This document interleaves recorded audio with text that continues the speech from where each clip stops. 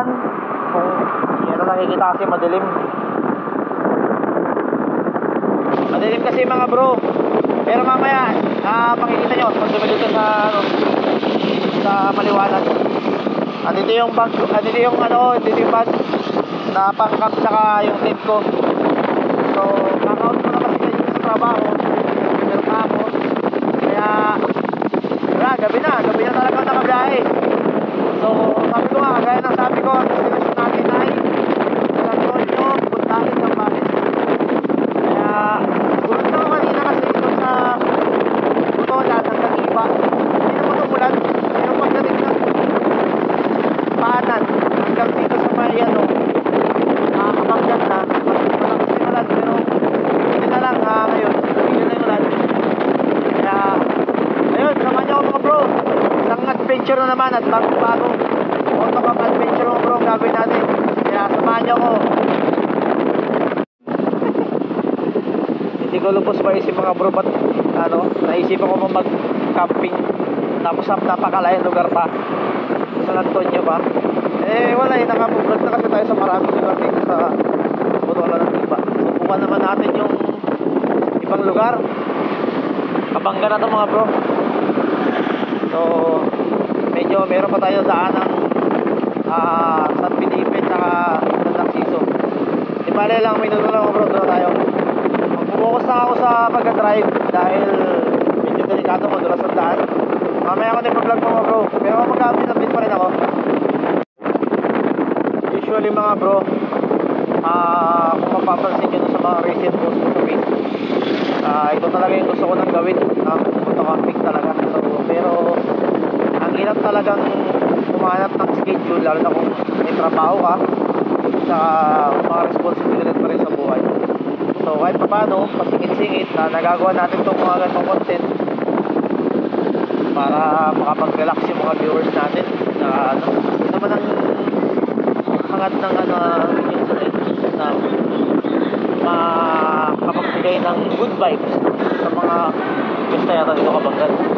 Gusto ito ng Kabanggan. San Felipe na tayo mga bro, sa may barangay Maloma. Papasok na tayo ng barangay Maloma. Yung maraming puno, magandang view, pero hindi natin makikita ngayon kasi gabi. So malapit na tayo bro. Sampayan na lang sa Narciso, then yun na, San Antonio na tayo. Bahay ng San Felipe mga bro. Ganito pala dito sa San Felipe pag gabi. Buhay na buhay din no, pero mas buhay na buhay pa rin ang iba. Siyempre as usual, iba naman ang capital ng Zambales, kaya ito talagang sentro. Wow. Pero napansin ko mga bro, hindi katulad nung panahon namin sa panahon ngayon, noon talagang tumatagal pa kaming tumambay.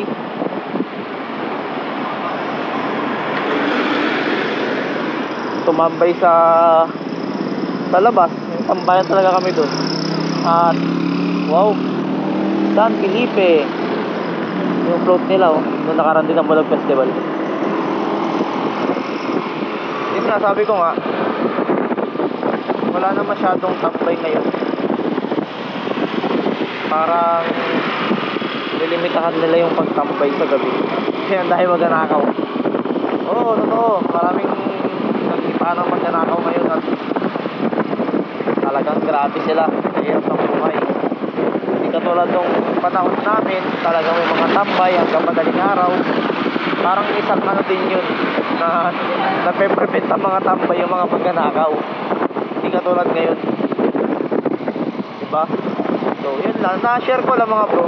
So ingat-ingat pa rin tayo kasi nag-ipa na nga magnanakaw all over Zambales, diba? Dami ko na palitan mga barabarangay. So ingat-ingat na tayo. Yan tayo sa may na to. Wala na ko nung barangay ito. Pero palabas na tayo ng bro, ng San Felipe.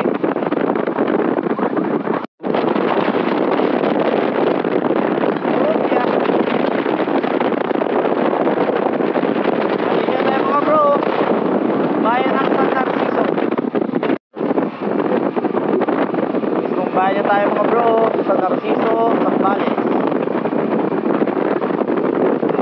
pinalapit na naman talaga ang bayan ng ano, mismong bayan mismo ng San Narciso, San Felipe. Parang isang tuloy na talaga ang pag-ibig. Katulad ng ibang bayan na magkakalayo talaga. Yan, ito papuntang La Paz, papuntang Libertad, Trujillo. Naalala ko na, Alosiis mga bro, yung isang yung bumad ng barangay sa Narciso. At ang dami na rin kayo dito. So yan yung ibang barangay ibang bayan ng mga diba? Meron din naman sa ibang bayan, ito talaga yung lugar nila. Yan.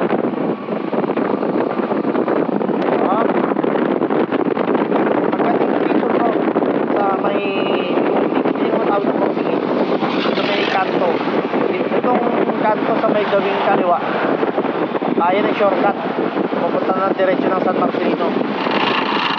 Yan mga bro, yan. Pero kapag diniretso nyo to, yan na yung mismong bayan ng San Antonio yan. Nakalimutan ko na rin mga barangay bukod ng San Antonio. San Antonio na tayo mga bro, bukod na barangay ng San Antonio. At nakalimutan ko na rin mga barangay ito.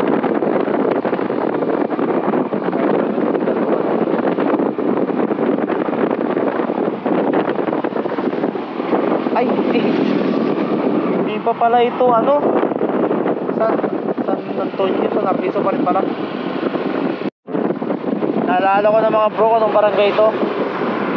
Beden, barangay Beden, ang dulong barangay ng San Narciso. Tapos pag lumampas tayo ng tulay, yun na, barangay barangay, bayan ng San Antonio na. Dami na tayo mga bro. Lapit na tayo mga bro. Kung bayan na. Natigil tayo mga bro. Bayan na tayo ng San Antonio.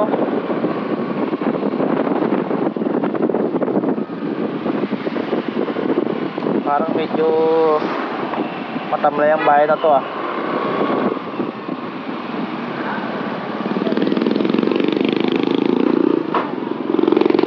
Tikot lang tayo mga bro. Dami rin kainan Sakit na ng tiyan ko. Nabasa kasi ako ng ulan nalamigan pa. Hindi na tayo bro, papunta na tayo ng barangay ito, Barangay San Juan. Hindi na tayo mga bro, diretso lang tayo dito. Seryoso, sakit talaga ng tiyan ko. Saan ako si CR? Tabi dagat. Bago sa mata nyo mga bro kaabot na ko lang sa San Antonio, mag-camping lang. Okay.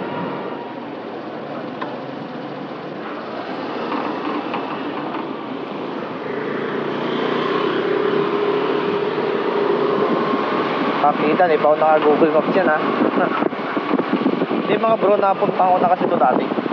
Parang pangatlo ko na ngayon. So, yun, natatandaan ko pa rin naman yung daan. Kaya ngayon, sana di malikaw. Sana yung naalala ko tama pa rin. Para din pala itong San Narciso at saka San Felipe. Parang grid yung niya, daan. Parang pag ganun, parang tiktak. Ganun din dito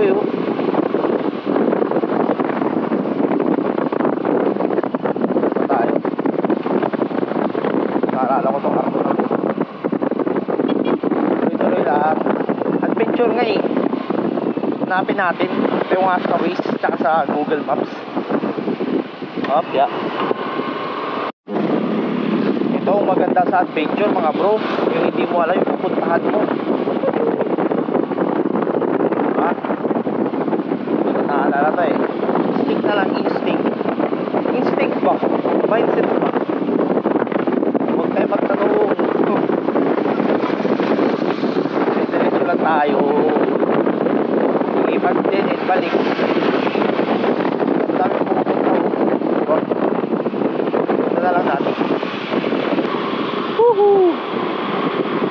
Ito na. Ito na tayo. Barangay San Miguel. Tagpuan din natin. Ayan na mga bro. Papasok na tayo. Yan, konting sandali na lang. Lapit na. Lapit na sa campsite natin. Para din palang iba to mga bro, no? Yan yun. Parang ganito rin yung mga itsura ng bahay sa may ano eh, sa may Paliparan. Kung magagawin ko ito sa may ano, police station, tas Paliparan. Halos ganito rin yung ano, style ng mga bahay. Pero ang dulo ng mga bro, dagat. Eh ito eh, dagat din naman ang dulo nito eh. Ayan na. Tsaka parang ang daming tao. Tingnan natin mga bro. Basang-basa yung damit ko mga bro, nilamig ako. Wala eh, sinugod natin ang ulan eh. Hindi naman tayo na-expect na magkakaroon ng ulan. Kasi liwa-liwanag eh. Oh, tiya. Wow. Lalagpasan lang ka ng plaza mga bro. Mayroon din palabas dito. SK. Napaka in demand ng ano, ng mga SK ngayon sa mga barabarangay, no? Eh, nakakatawa naman kasi panoodin.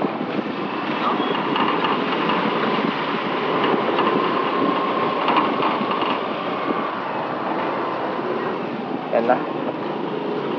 Napunta na natin yung ano.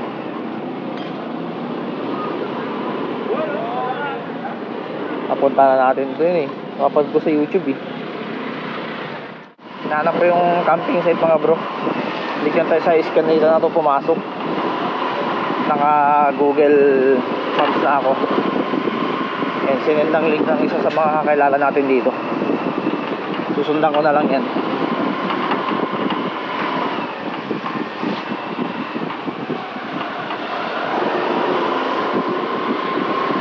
Masikip din ang skinita dito, no? Parang hindi pwedeng kasya for wheels kung may kasalubong.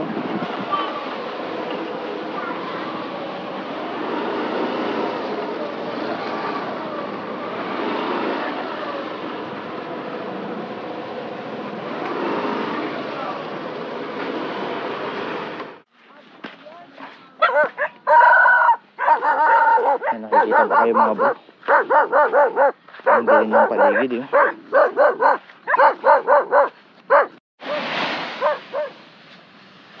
Ayan, hindi na tayo mag-set up bro ng camp natin.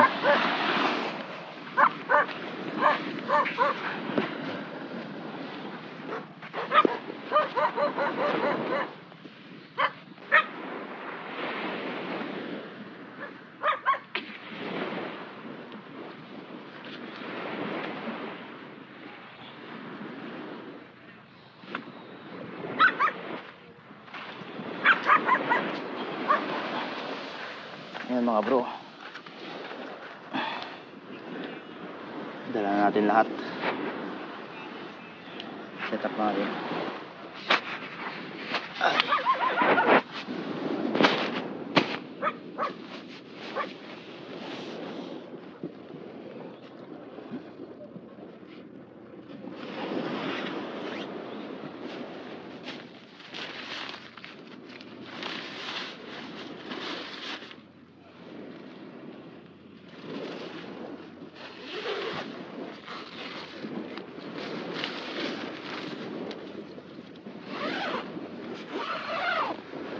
Ayan.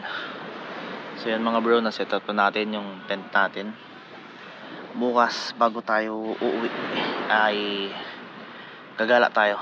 Maglilibot tayo dito bro sa beach ng San Antonio Pundakit. Tapos ikutin natin yung mga coastal road. So tutulog muna ako bro kasi napagod tayo sa drive natin, napakahaba. So bukas na lang. So, good night.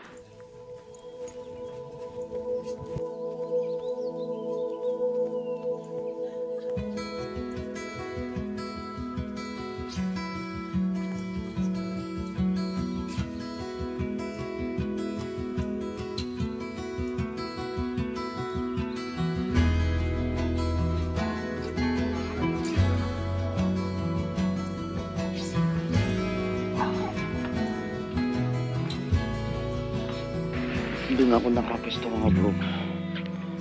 Kaya lang lumipat ako kasi sobrang lamig. Kaya magat ako dito. Diyan sa mga tabi ng kubo na yan. Maya bro. Lalakad-lakad tayo dito. Ito pa ako. Sarap matulog.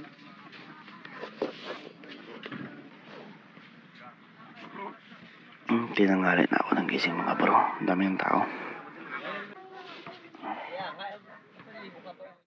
Nice lang natin yung mga gamit natin mga bro. Tapos maliligo muna tayo bago tayo uwi. Ligo.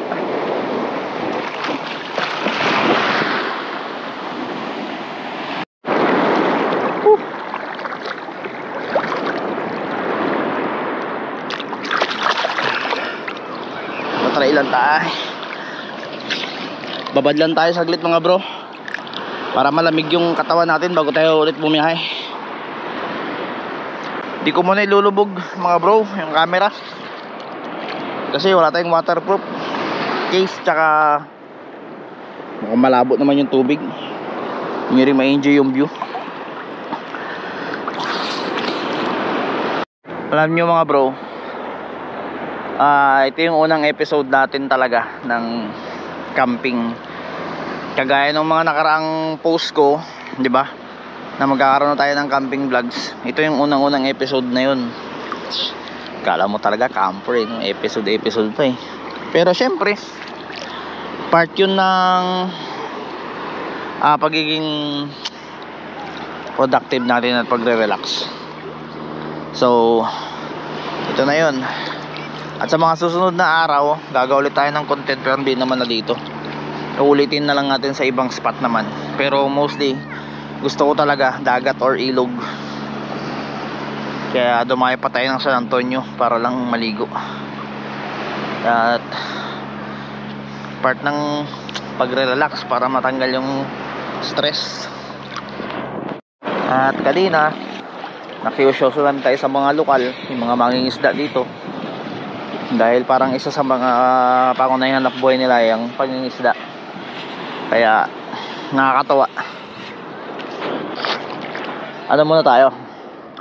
Mag-chillax muna tayo dito. Tapos mamaya pack up na tayo ng gamit natin. Uwi na tayo.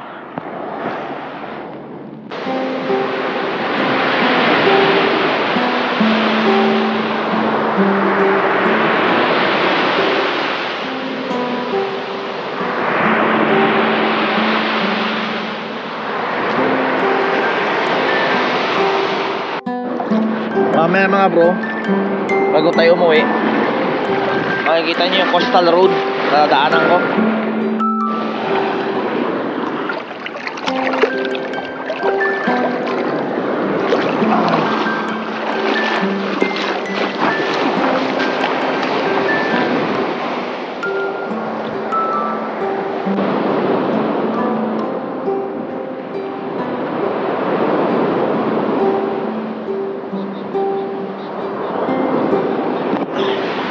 Ayan mga bro, pauwi na tayo.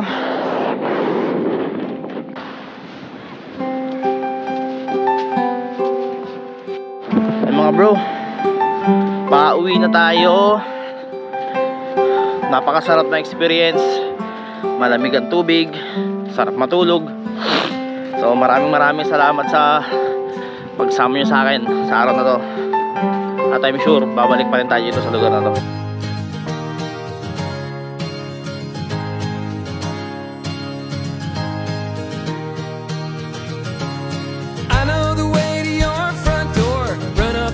To the 5th floor, day after day I'm wanting more of you. Taking the sights and hear the sounds, feeling my body leave the ground. Turn up the song and play it loud for you. Love is everywhere, love is everywhere. Where you go I'm there, together, together, always together. Love is everywhere, love is everywhere. Where you go I'm there, together, together, always together.